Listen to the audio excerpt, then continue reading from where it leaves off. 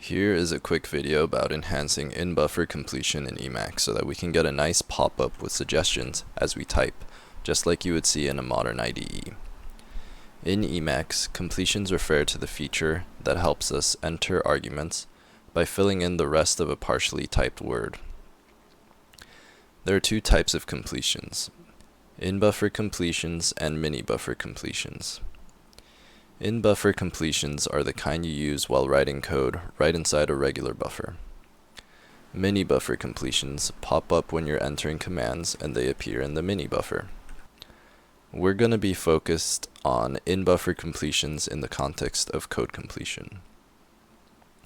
There are quite a few completion frameworks available in Emacs, but two of the most popular ones, outside of the built-in packages, are Corfu and Company. Both are great, but we're going with Corfu because it's simpler and works directly with Emacs's built-in completion system. You can find installation instructions on the GitHub page for Corfu. Here's how I set it up using straight.el through use package. Global-corfu-mode makes it so that corfu-mode is enabled everywhere, and I'm adding this hook so that Corfu's autocomplete is only enabled in programming modes, because it's distracting when I'm writing in org mode. Autocomplete makes it so that the completions pop-up appears automatically as you type. If you find that it's distracting in programming modes, then you don't need to add any additional configs, and you can hit Alt-Tab to activate it manually. Once it's installed and configured, let's test it out in a programming file of your choice. I'm going with a Rust file.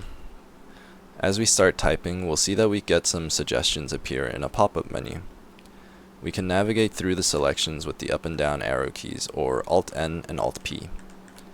To confirm a completion, hit Tab or Enter.